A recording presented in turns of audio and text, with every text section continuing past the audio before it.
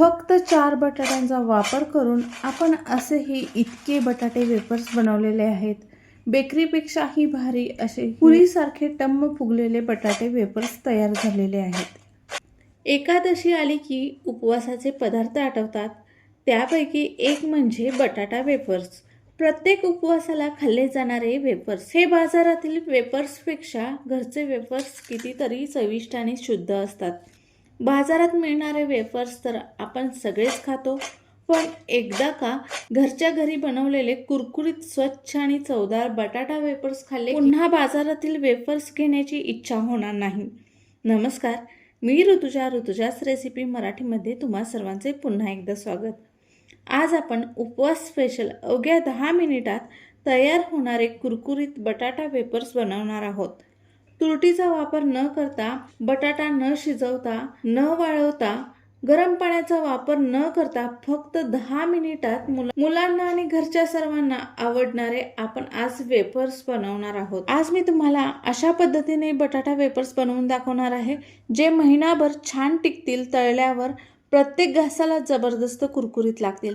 त्यासाठी video skip न करता शेवटपर्यंत नक्की पहा. चला तर मग आजच्या या रेसिपीला सुरुवात करूया. त्याआधी तुम्ही चॅनलवर नवीन असाल तर चॅनलला नक्की सबस्क्राईब करा आणि व्हिडिओ आवडला असेल तर एक लाईक नक्की करा. चला तर मग सुरुवात करूया आजच्या या रेसिपीला. रेसिपी नेहमीप्रमाणेच एकदम साधी सोपी आहे.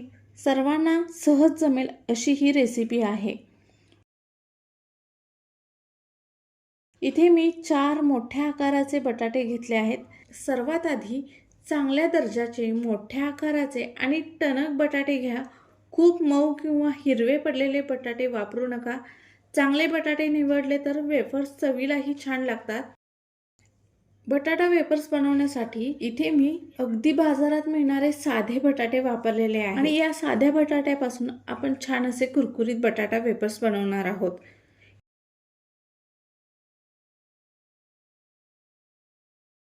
आता आपण सर्व बटाट्याची साल काढून घेऊया. इथे आपल्या सर्व बटाट्याची साल काढून झालेली आहे. आता हे बटाटे स्वच्छ पाण्याने धुवून घेणार आहोत. बटाट्याची साल काढून लगेच पाण्यात बटाटे ठेवा, त्यामुळे ते काळे पडणार नाही. आता हे बटाटे 2 ते 3 वेळा स्वच्छ पाण्याने धुवून घ्यायचे आहेत. पाण्याने चांगले धुवून घेतल्यानंतर इथे आपल्याला एका सुती कापडावर किंवा एका सुती नॅपकिनवर हे बटाटे घ्यायचे आहेत आणि ते चांगले इथे आपल्याला पुसून घ्यायचे आहेत, जेणेकरून यामधील जो पाण्याचा अंश आहे तो पूर्णपणे कमी होईल. 5 ते 6 मिनिटापर्यंत इथे आपण हे बटाटे या पद्धतीने चांगले पुसून घेणार आहोत. तर पाहू शकता या पद्धतीने इथे आपण हे बटाटे नॅपकिनद्वारे छान असे पुसून घेतलेले आहेत. आता आपण वेफर्स कटर किंवा स्लायसरच्या मदतीने वेफर्स पाडून घेणार आहोत.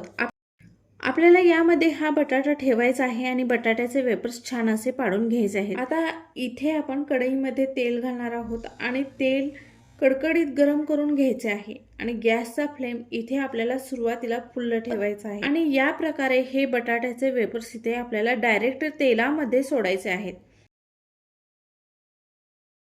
तर पाहू शकता इथे मी हे वेफर्स या तेलामध्ये सोडलेले आहेत.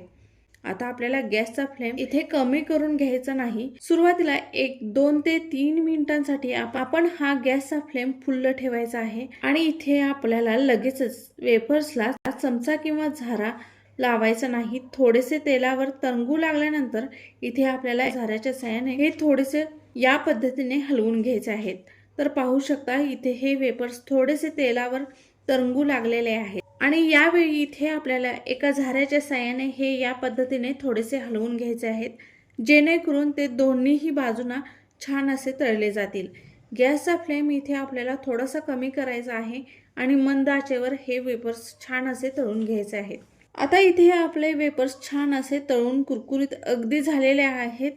तुम्हाला पाहूनच कळत असेल हे वेफर्स किती कुरकुरीत आणि छान झालेले आहेत.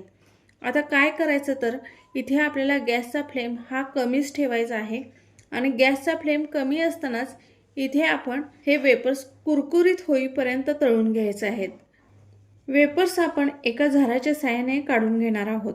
तर पाहू शकता अगदी बेकरीपेक्षाही भारी इथे कुरकुरीत वेफर्स तयार झालेले आहेत. अवघ्या काही 5 ते 10 मिनिटांमध्ये हे आपण वेफर्स तयार केलेले आहेत. आता याच पद्धतीने आपण आणखीन सुद्धा हे वेपर्स तयार करून घेतलेले आहेत. आता हे संपूर्ण वेपर्स एका बाउलमध्ये काढून घेतलेले आहेत. सुरुवातीला आपण इथे प्लेन वेपर्स घेतलेले आहेत. आता इथे आपण वेपर्स काढल्यानंतर त्यावर आपल्याला 2 चमचे लाल मिर्च पावडर टाकून घ्यायचे आहे आणि थोडेसे इथे आपण मीठ टाकून घेणार आहोत. लाल मिर्च पावडर आणि मीठ टाकून घेतलेलं आहे आणि चांगलं मिक्स करून घ्यायचं आहे. हे छान असं मिक्स केल्यानंतर पाहू शकता इथे आपले तिखट वेपर्स तयार झालेले आहेत. जर तुम्हाला तिखट नको असेल तर तुम्ही फक्त सॉल्टेड वेफर्स बनवू शकता.